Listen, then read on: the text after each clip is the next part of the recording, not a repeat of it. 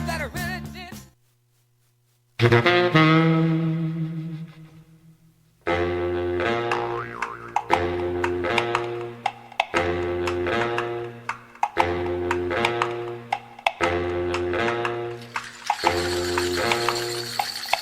Welcome on a bumpy choo-choo train.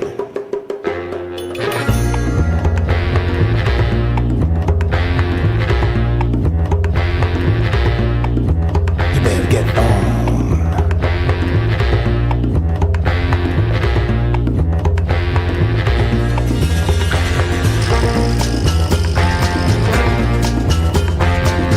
A choo-choo train. It's a soul train. It's a jazz train. It's a cold train. Get down. Get your time. It's your life. Like a train.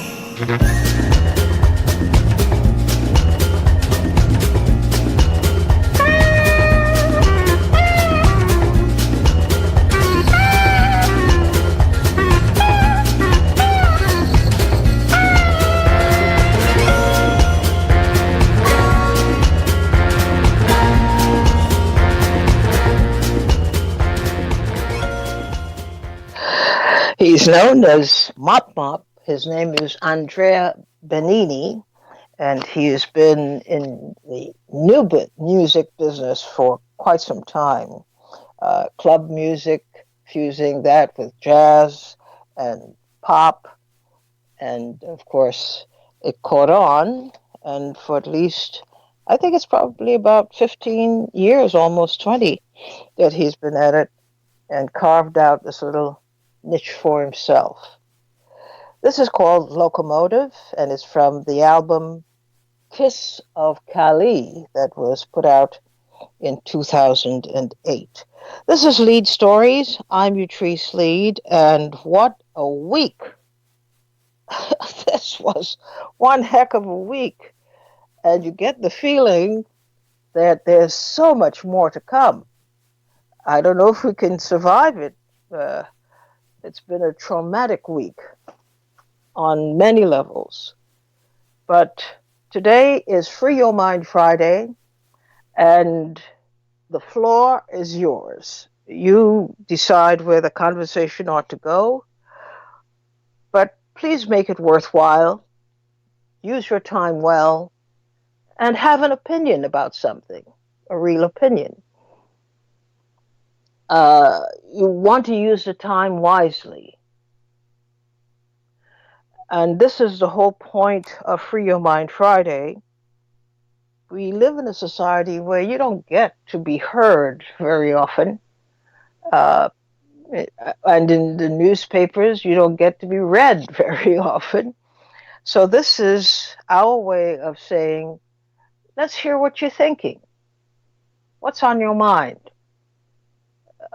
Introduce a new idea. Come up with an analysis that we probably have not considered at all until now. So, and keep your presentations tight. We have only an hour. So if you take 14 minutes or 40 minutes to get to your point, well, you just locked out a whole bunch of people.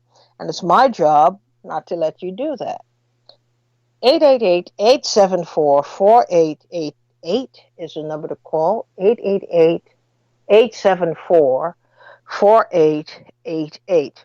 We start off with Randolph from Montreal. You're on the air. Hello? Hello, you're on the air. Yes, hello. Yes. I'd just like to talk about two different things. Firstly, I'm saddened by people that now that Tulsi Gabbard is getting traction, people are losing courage. I think that it's a road to get to the presidency, and there is a lot involved.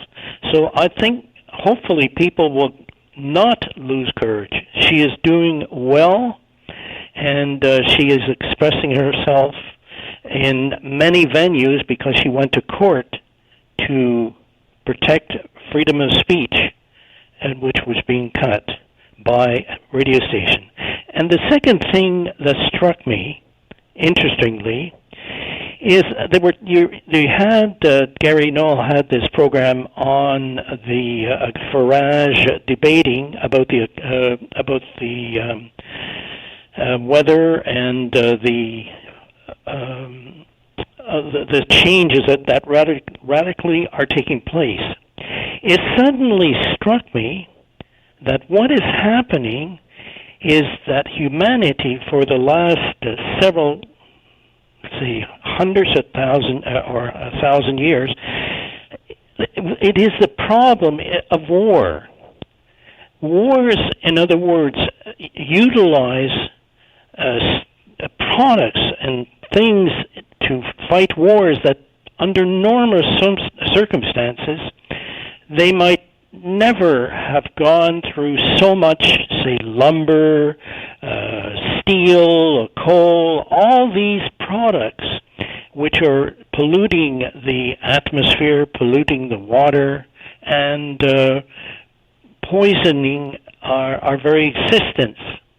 So I think that these things, this continual wars by humanity, is just destroying the planet. And this, look, the forests are needed to purify the air, but wood cutting is being ravaged. The woods are being ravaged.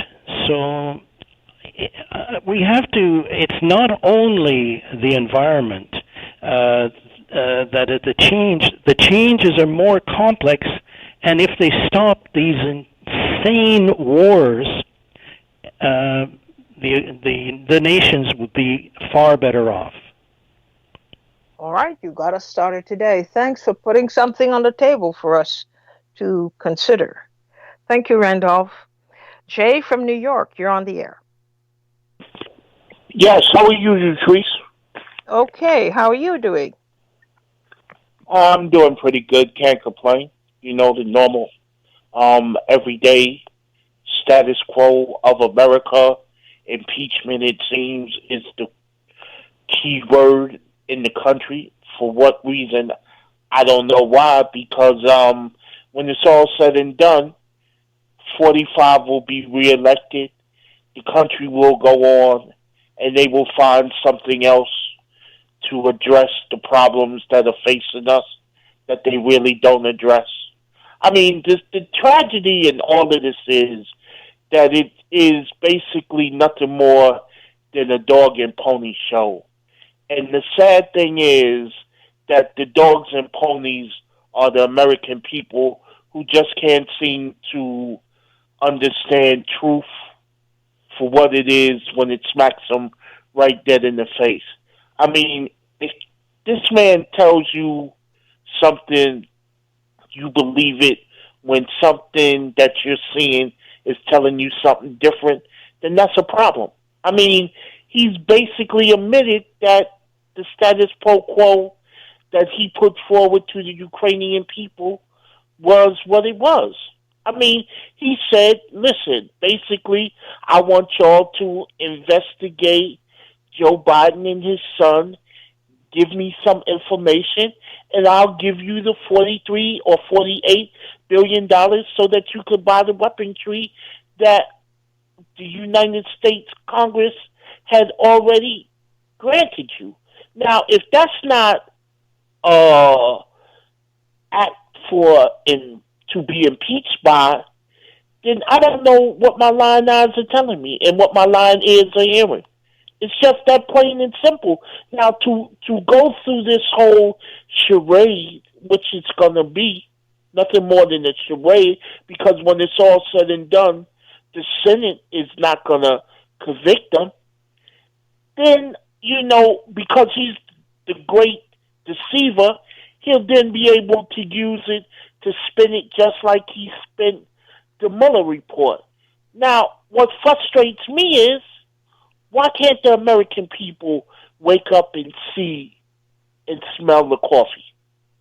I just don't understand it. It's extremely frustrating. Why is one group of people in the country can see it for what it is, but another group in the country can't see it for what it is? And why can't those who we put in office to be the so-called leaders of the country be honest about it and be truthful? I mean, you think the Republicans don't know that this man is an absolute disaster in everything that he does in regards to the direction of the country? But you rather do all of this so that you could have control of the courts? Is that it? So that you could change the direction of the country moving forward and keep us in the ice age, and you think it's going to go well?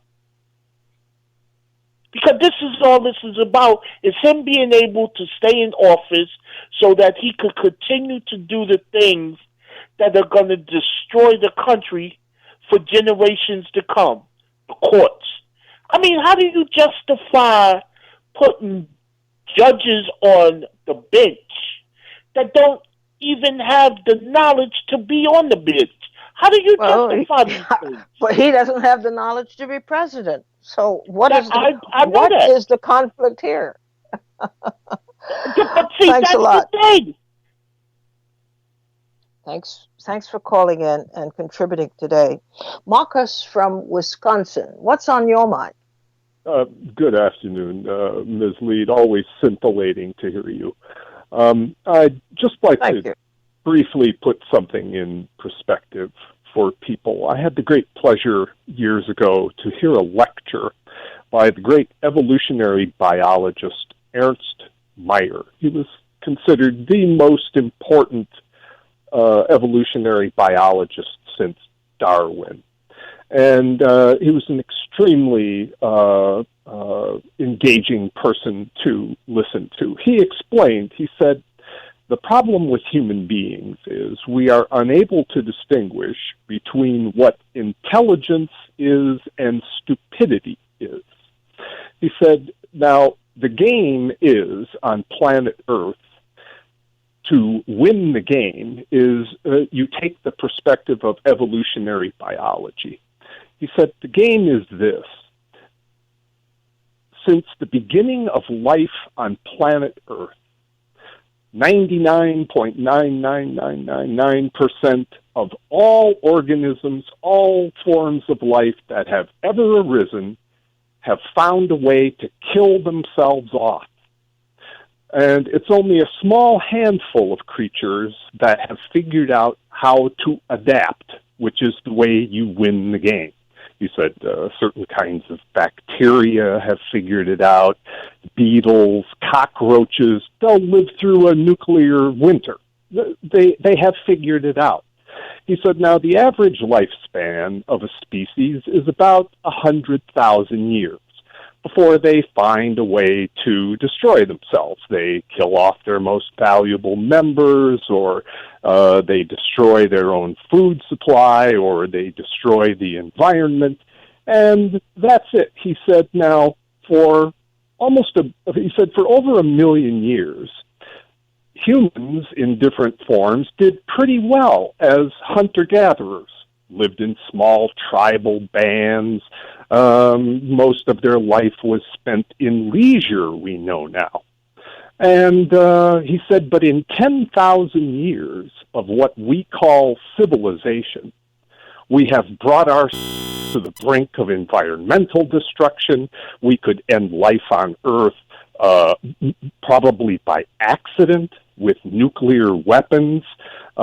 We kill each other in ever greater numbers. He said, from that standpoint, we do not look like a successful species, do we? Now, that's the game. He pointed out, he said, you either figure out how to live with one another, or you go the way of the vast, vast majority of all other creatures.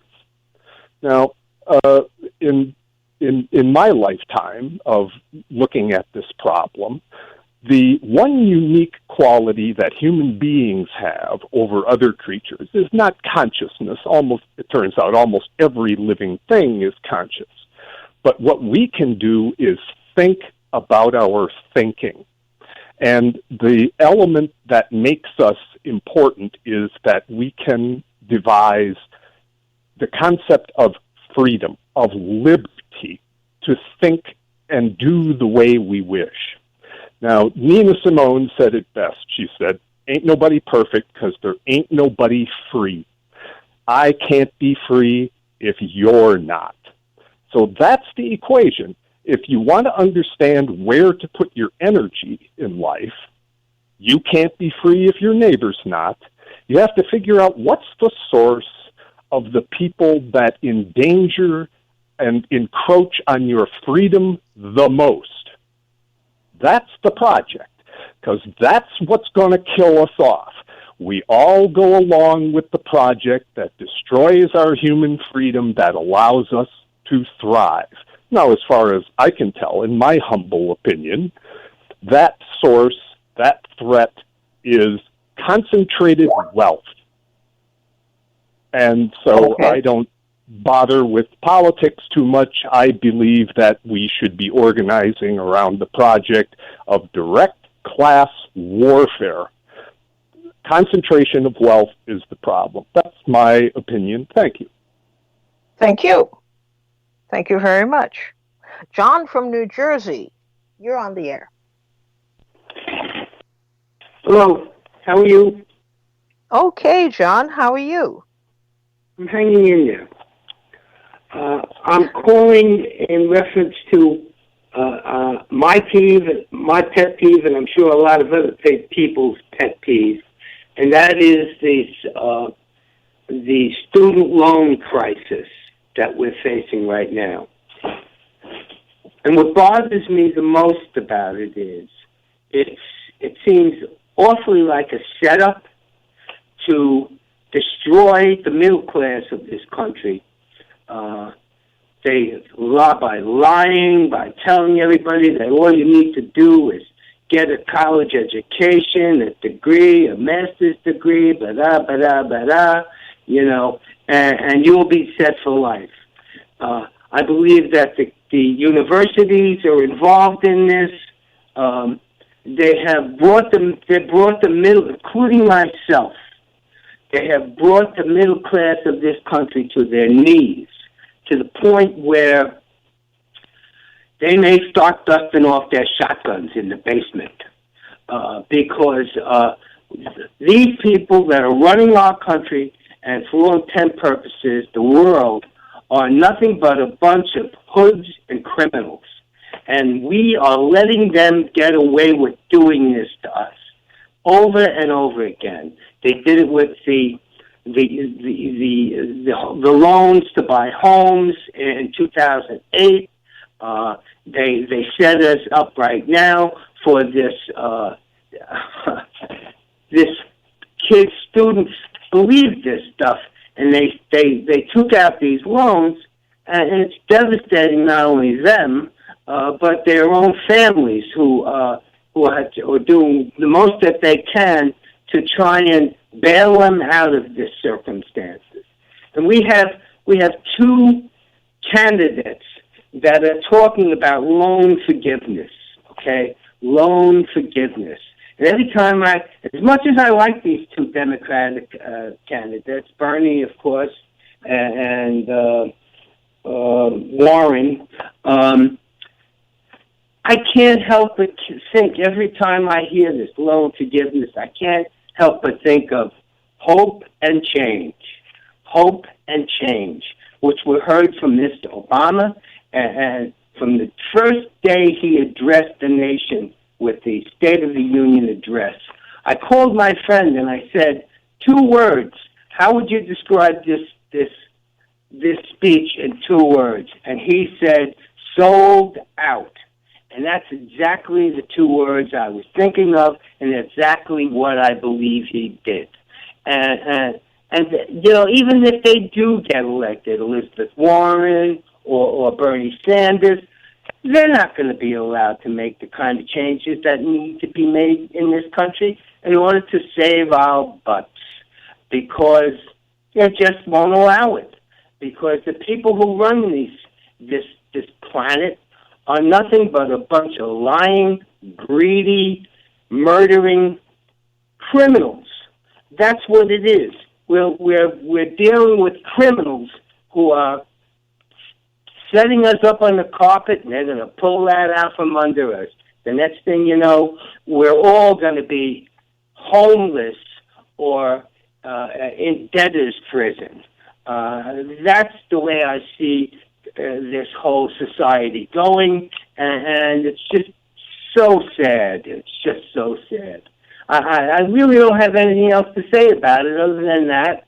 And I hope that somebody somewhere will figure this whole thing out and get us on the straight and narrow. Other than that, I don't know what else to say. Thank you very much, John. Thank you. And it is a very important subject that the whole nation should be concerned about, because there's a lot of people suffering because of indebtedness, and of course we're talking about student loans. Thank you so much for bringing it to our attention again. 888-874-4888. Ma'at, you're on the air from New York. To the beloved family, I tell you, I'm almost speechless from all this somber, sober, and profound. Hello, I'm not hearing you too well. Can you hear me now? Hello? Hello? Yeah, but you're going in and out. Okay, let me just make sure the cord sometimes pulls out. Okay. Yeah. Right. Okay, I was just saying that I'm almost speechless in terms of the profound and somber and sober points of the previous, I believe, 3 callers, But I want to share something in terms of some information in watching the news. I heard Brittany Cooper. She's right at Rutgers. I believe she's African American Studies and/or History professor there. She recently wrote a book called Eloquent Rage as a Strong Black Feminist. And she was making the point when she was on Ari Melba about what seems to be a point that we cannot miss. And she referred to Trump and his white nationalist project. And if you enfold the Republicans and the fact that they can't grasp the truth or facts or logic or reason anymore, that's basically where it comes down to. And I say that in the point of hearing John Meekum, who I think his book is called something like, he's a presidential historian, and something about the better angels of our nature, or our souls, or what have you. But he was making the point about going back, say, 100 years to, he was talking about how things passed, I guess was his point. But he was referencing 1919 and how the Ku Klux Klan had made a resurgence in that there were 2 to 6 million Americans signed up. The 24 Democratic National Convention had over 300 Klan delegates, and they had 100 or so ballots because they wouldn't go for Al Smith because he was an Irish Catholic. And I guess the point he was making was that the country goes to certain, he mentioned it took 4 years to get over McCarthy. So what we're looking at in terms of the larger mean, it really is a white nationalist project, okay? So I think what we have to do is we have to we have to first of all start to come together, because I don't even see, you Trish, you have such a wonderful forum and create such a dialogue, but it seems with the social media, people are doing their own things to an extent where we're not coming together. So let me just take a pause here now. All right. Well, thank you for putting that Thank on you. the table. Leona from Michigan, you're on the air. Thank you for taking my call, and greetings to you and to your audience. Thank you. To you, too. Thank you. I wanted to free my mind a little bit and try to add a little bit of truth to the soup regarding the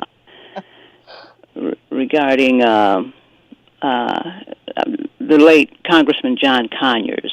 I was on another radio program, and I got the honor of speaking with former Congresswoman Cynthia McKinney, who's now Dr. Cynthia McKinney. And I was asking her thoughts about the passing of Congressman John Conyers. And her response was that, and I quote, when John Conyers was good, when Congressman John Conyers was good, he was good. End of quote. The other thing I wanted to talk about was what she meant by that, by the way. Well, she meant that when he was on his game, he was on his game. I'm putting my spin on what I think she meant. She meant that when he was good, he was good. And now I've heard other people say that at some point he stopped being good. It depends on who you ask in the role of congressman. That's my spin on it. Now, the other thing I wanted to bring up was the history of the Martin Luther King Jr. holiday bill. While it's true that John Conyers was the first congressman to introduce the bill 4 days after Martin Luther King had been assassinated, it was Representative Katie B. Hall, a Democrat from Indiana, Congresswoman Katie B. Hall. It was her bill that she introduced that became the King Holiday Bill. It passed on October 1983. She introduced it August 1983, and it passed the House 338 votes to 90. Now, mind you, John Conyers was the first congressman to introduce the bill, and he continually introduced the bill. And the CBC, the Congressional Black Caucus, also, members of it would introduce the bill. I think even Shirley Chisholm introduced the bill at one time. Other members introduced the bill. And in 1979, November, Congressman John Conyers' bill for the King holiday was defeated on the floor by just 5 votes. And then in 81, it was introduced some more, and Stevie Wonder got on board, and, he came out with that Happy Birthday to You song, that anthem. It became the anthem of the movement. But in November 1983, Ronald Reagan signed into law. It was called Public Law 98-399, declaring the third Monday in January as a federal holiday honoring Martin Luther King Jr. and his service to the country. And it wasn't until January 1986, where the first national celebration of the King holiday took place. Some states came on board later. Now, mind you, John Conyers himself talks about Katie Hall and her role, and how it was pivotal in getting that bill over the line. Katie Hall, black woman from Mississippi, via Indiana, or Indiana via Mississippi. Now, to hear John Conyers talk about this himself, there's a video on C-SPAN archive dated January 14, 2008, the history of the Martin Luther King Jr. holiday.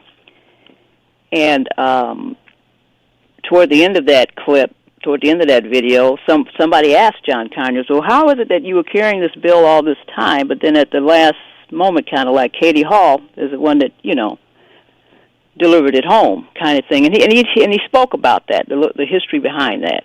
So I just wanted to add a little clarity, a little more truth to the mix that, yes, he was pivotal in getting that bill introduced first, but it was Congresswoman Katie B. Hall, Democrat from Indiana, whose bill got passed. There's a famous photograph of the bill being signed in I forget what part of the White House. Reagan signing the bill, Congresspeople on his left and right. Coretta Scott King is there at the signing, and Congresswoman Katie B. Hall is on that picture. I haven't seen a picture where John Conyers is in the picture. Maybe that was just the cropping of the photo. I don't know.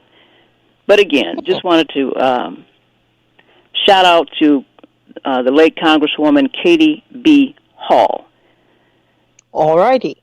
Thank you. We'll pause at this point, take a short break, come right back to your calls at 888-874-4888.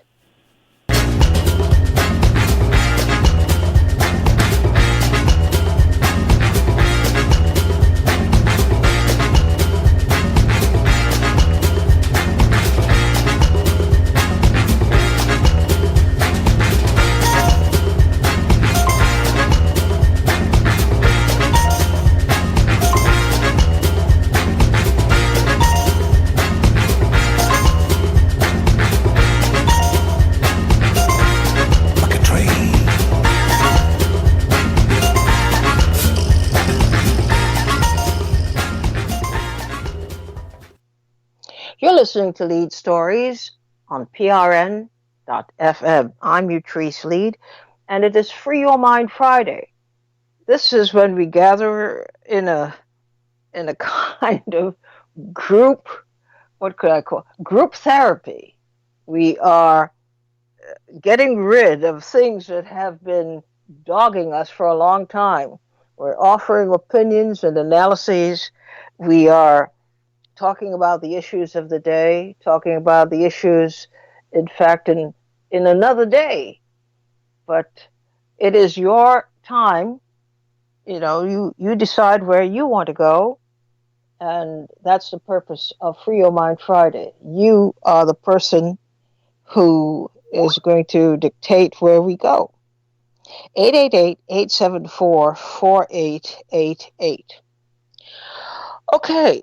So nobody touched on this rancorous week we've had, huh? What's going on? Everybody says, I don't want to touch that stuff. I want to go someplace else where I am far more at ease and I'm not in a state of what's the word? When you get both angry and excited all at the same time. I find so many people these days, there's such anger. I'm chuckling, but there's nothing funny about it. People are really, really having a rough time with where the country has gone, what it has come to, and where it appears it's going. It's very concerning. And I don't know how it is that the political establishment as a whole, they just don't understand the depth of feeling people have about this.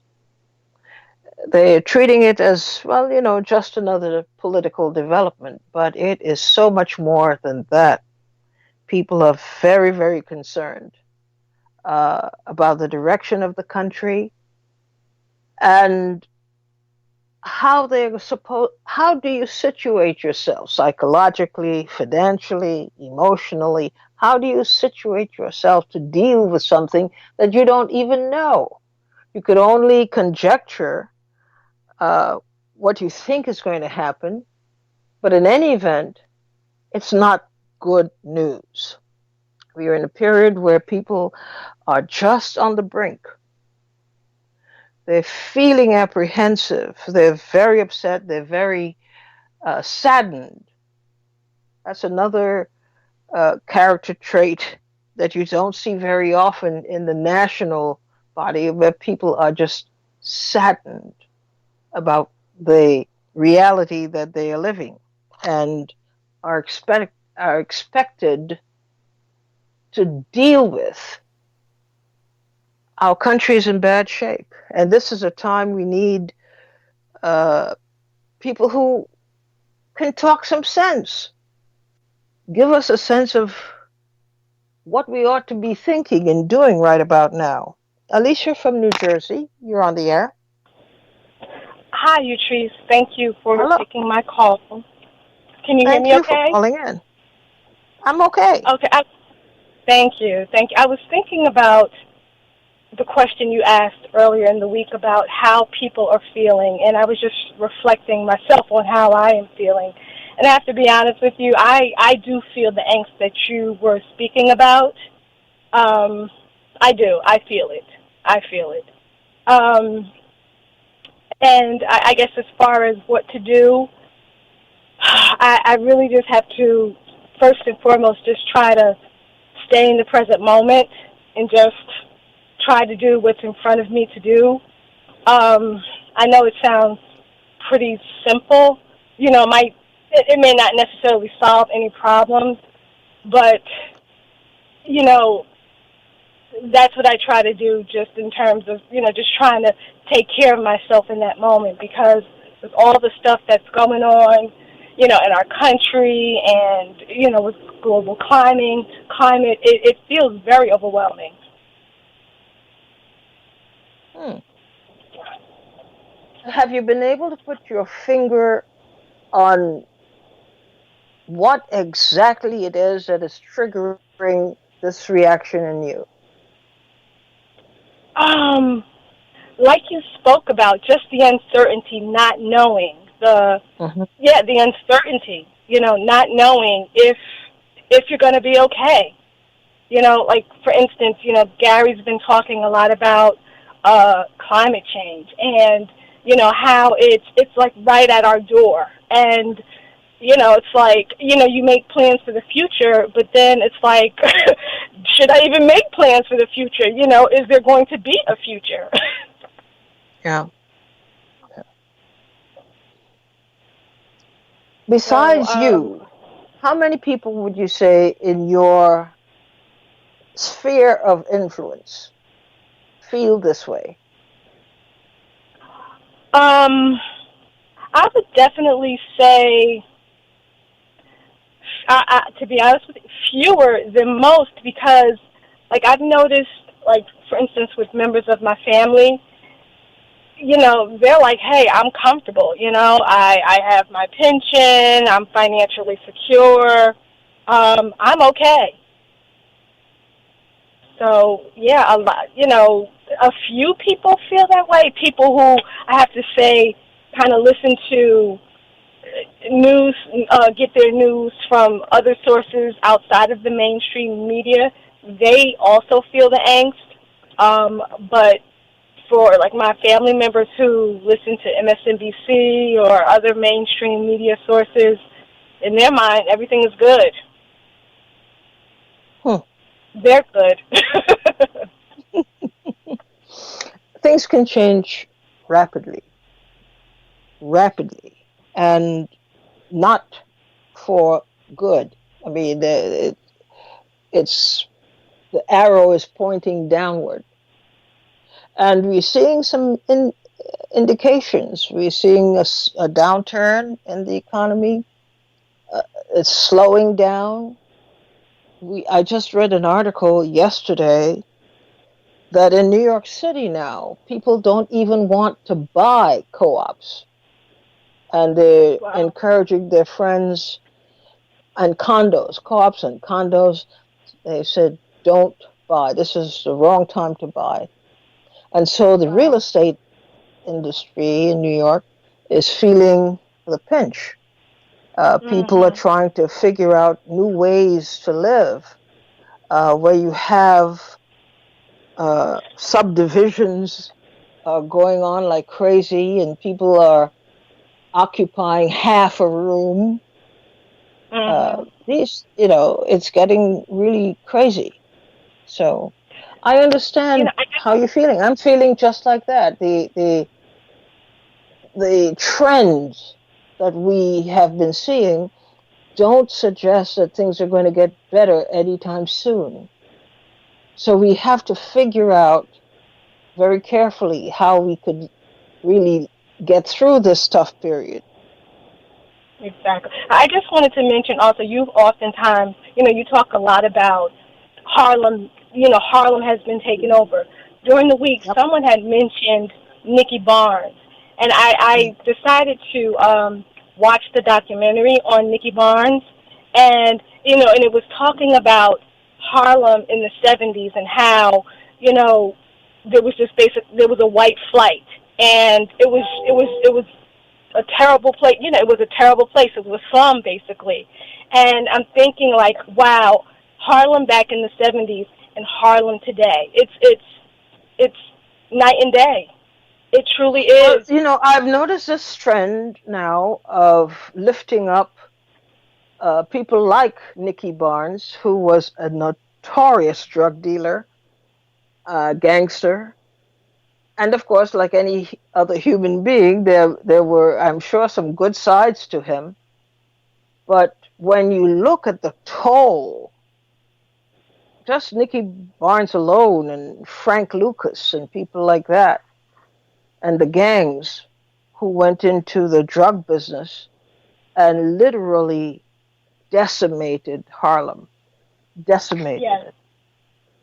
yes, And so yes. I don't find any reason that they should be lauded like this. They talk about Nicky Barnes and Frank Lucas and other gangsters as if they somehow they're like movie stars, but we seldom talk about the devastation in Harlem, in particular, the absolute devastation brought about by the infestation of drugs, and not to mention the violence.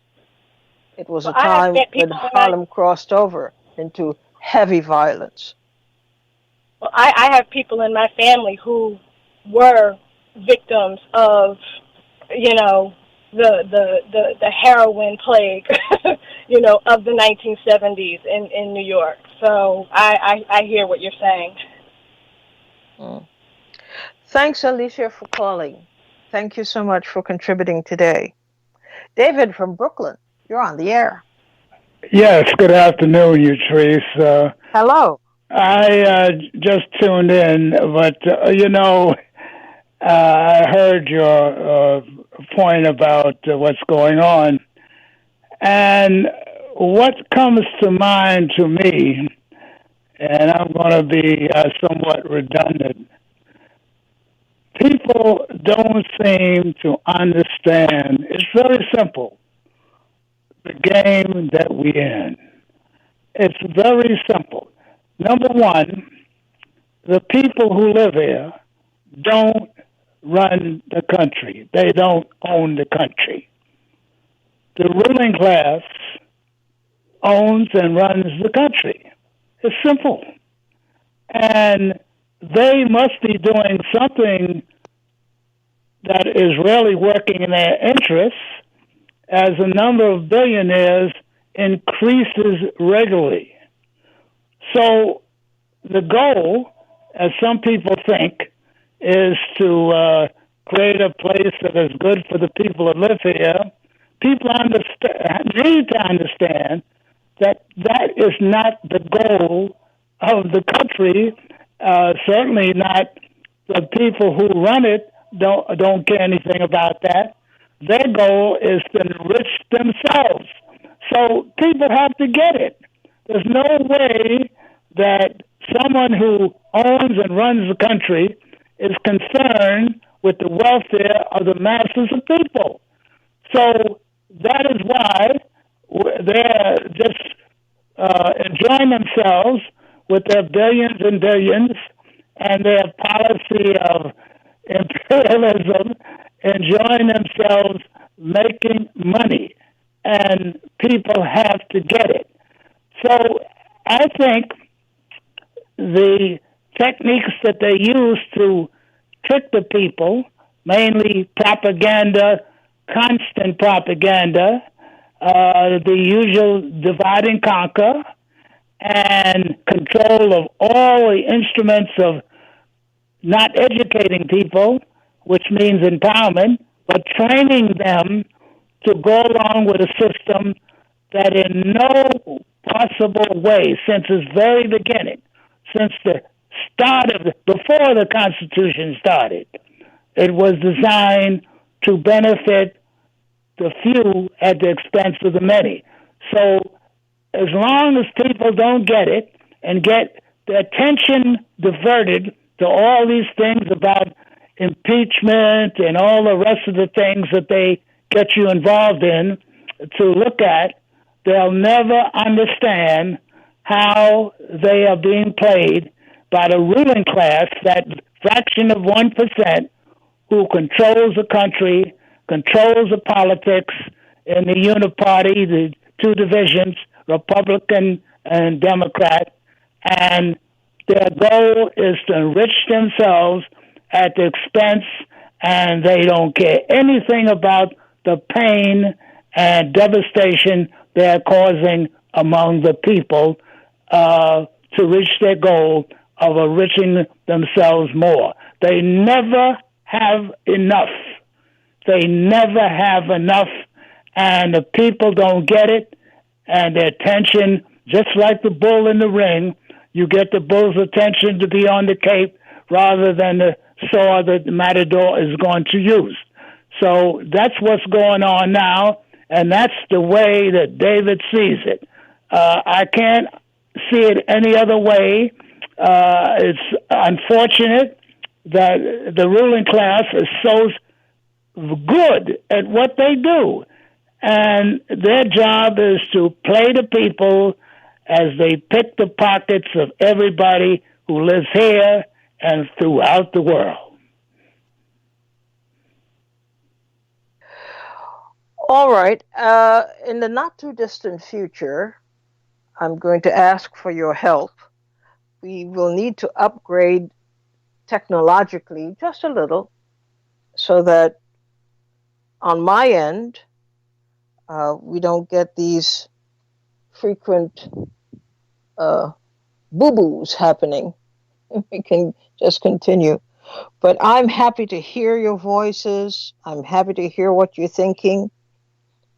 And we are, unless, I mean, I need to tell you, but we are building a community on PRN right here. We're building community. And this is a wonderful thing. And we shouldn't be afraid of it. In the meantime, the benefit is that we are in training. All of us are in training. What's the training? The training is in recognizing everybody's a teacher. Everybody is a teacher. And so we improve the quality of our exchanges, recognizing that we're teachers. So we put a little bit more meat, a little bit more substance on what we're saying to give people points of reference and so forth. That's very, very good.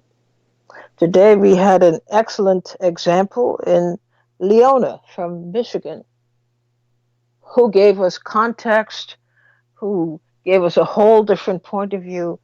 And that was an excellent presentation in just a short time. So we got better and better at it. We certainly will. I want to let you know how proud I am, very proud, every time we interact with each other, because we are growing. And hopefully, as we grow, we get more and more people joining the conversation and looking at knowledge in a different way. Everybody has some kind of knowledge that they can offer somebody else or offer to a situation that needs to be analyzed, drawing from your own experience. And this is excellent education. So I want to thank you for keeping the standards high, uniformly high, for making the effort to do a little bit of extra research and so forth, but also for having the generosity of spirit to bring yourself to others and to share what you are thinking. That's a very, very special kind of interaction. And I'm glad that it's becoming more and more natural for you to do. Thanks so much. It is the weekend. Surround yourself with people who bring good things into your life, who uplift you, and who enjoy your company and you theirs. We'll see each other on Monday, and thanks again for tuning in. Bye-bye.